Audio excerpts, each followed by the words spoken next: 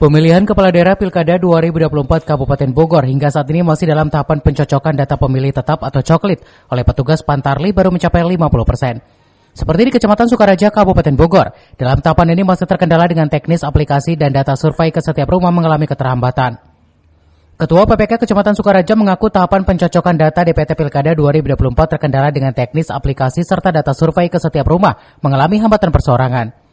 Menurutnya selama hampir 2 pekan tahapan coklit pada pemilihan kepala daerah atau pilkada mulai dari 24 Juni sampai 25 Juli 2024 masih dalam tahapan pencocokan data pemilih tetap yang saat ini sudah mencapai 50%. Progresnya alhamdulillah sih kemarin saya sempat keliling ya. Untuk secara manual di kertasnya itu mengunjungi rumah-rumah udah 50% lebih lah udah terkunjungi gitu rumah-rumah. Oh, sejauh ini ada kendala nggak Bu?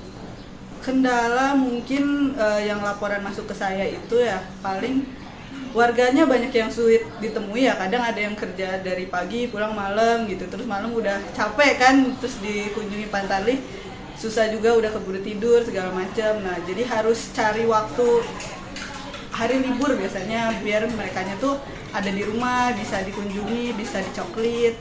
Sama karena sekarang juga cuaca kemarin sering hujan ya, jadi mungkin Pantarli rada kesulitan tuh kalau lagi hujan, khawatir juga kan berkasnya kena hujan apa segala macam, jadi nunggu agak reda dulu baru coklit.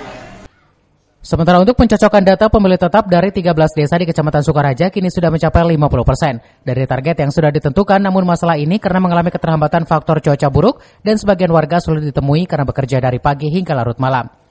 Progres pencocokan data pemilih yang dilakukan petugas Pantarli berakhir pada 25 Juli 2024 mendatang. Selanjutnya data tersebut akan diserahkan ke KPU Kabupaten Bogor, KPU Provinsi, dan KPU Republik Indonesia. Dari Sukaraja, Kabupaten Bogor, Suhanda Abriji melaporkan.